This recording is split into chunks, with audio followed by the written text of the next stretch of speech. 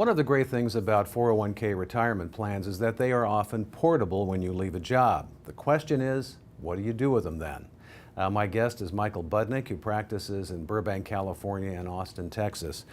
So Michael, thanks for joining us today. I guess the obvious question is, should you move the money or should you keep it in the existing plan? Yeah, really, I guess, again, every individual needs to be looked at, in their own personal situation. But I would tell you more times than not, it really will make a lot of sense to move that money into an individual, an IRA plan. And the reason for that predominantly is because with the 401k plan that they have through their employer, they have a menu of investment choices, which is usually limited.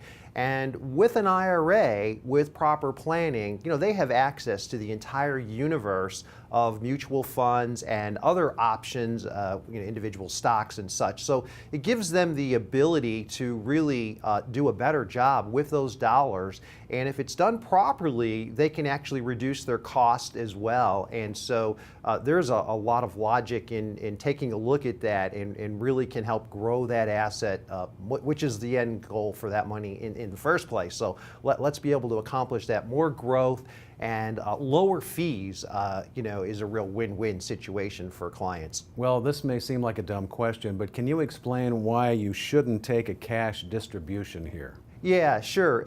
Well, basically, prior to age 59 and a half, if you take those funds out of your 401k plan, obviously you're going to have a 10% IRS penalty, and also you're going to be paying ordinary income tax on that distribution. So you've really got a double hit. You've got your federal and state taxes if you're in a state that charges those taxes, plus you've got the 10% on top of that. So you could be looking as much as 40% or more of your asset just going to taxes and penalties. So it's really important to plan that out accordingly to make sure that you can reduce that tax burden on the other end when you do decide to take those dollars out and use them. So again, when you're leaving a job, is it possible to roll it over into a new 401k plan? Yeah, it really depends on the employer. There's a summary plan description that the employer has, and what they'll do is some employers will allow you to roll that money in or transfer that money in to the new employer. It really depends on the plan and the way the plan document is written, whether or not you can move that money into the new employer.